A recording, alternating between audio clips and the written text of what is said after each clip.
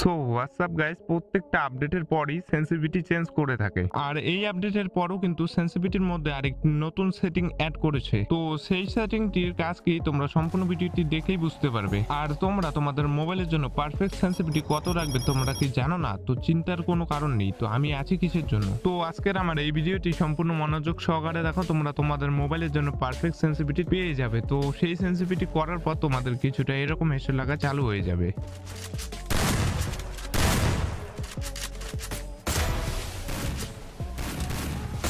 Double take.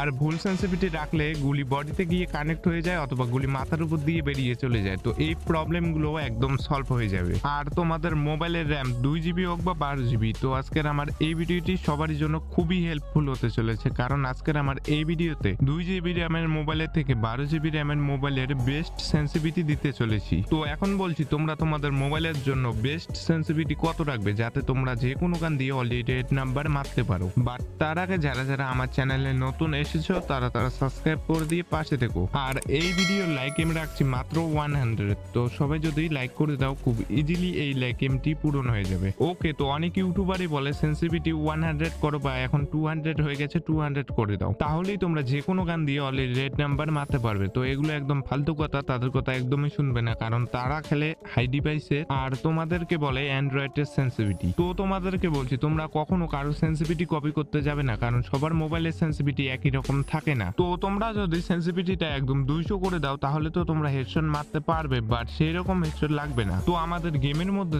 Total 6টা sensitivity আছে, তো কোনটা কততে রাখলে তোমরা তাগড়া লেভেলে হেডশট মারতে পারবে, তো আজকে তোমাদেরকে এটাই বলবো। তো সবার প্রথমে আসছি নিচের থেকে। নিচেরটার নাম হচ্ছে ফ্রি ক্যামেরা বাটন। এই ফ্রি ক্যামেরা বাটন তোমাদের মোবাইলের র্যাম যতই হোক না কেন তোমরা এটাকে তোমাদের মতো করে সেট করে রাখতে পারো, কারণ এটার আহামরি সেরকম কাজ নেই। এরপরে আসি স্নাইপার স্কোপে।